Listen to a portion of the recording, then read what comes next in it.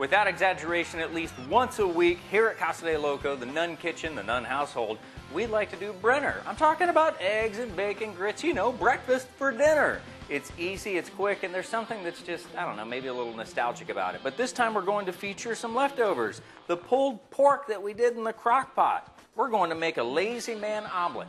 It's a pork frittata, and it's coming up on Culinary Nunnsense.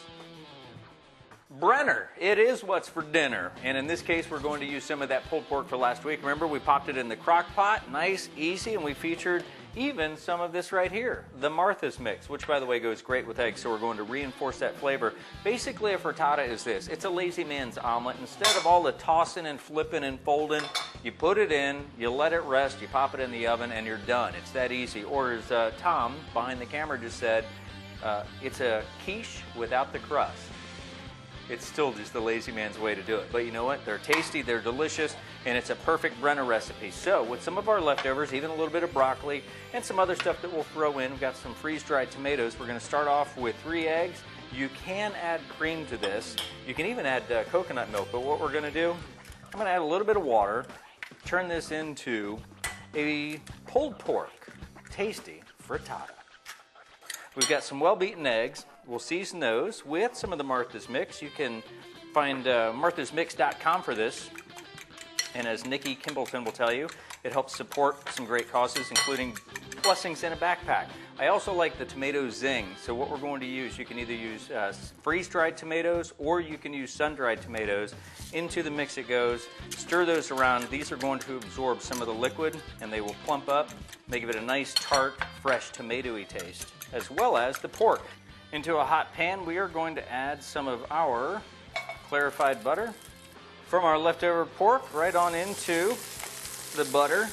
You can hear it sizzle. That's going to allow the pork just to get a little crispy edge to it, makes a nice crust here for our eggs. Let that sit on the pan just a second to get nice and warm.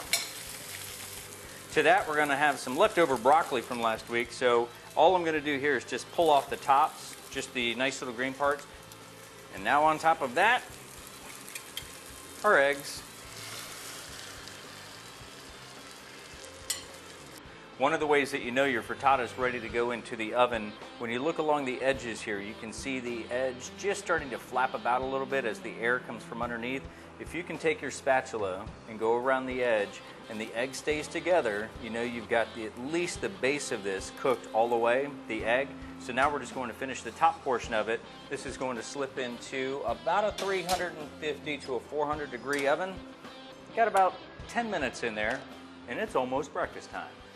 The beep means it's done. Let's go ahead and, oh, that is perfect.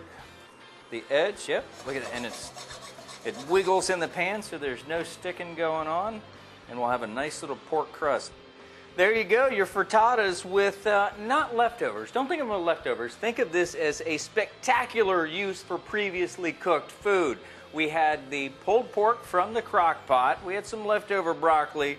I think that if you take some of your spectacular previously cooked food, mix it up with a couple of eggs, make yourself a little bit of breakfast and or Brinner, you two will say when it comes to leftovers, there is none better.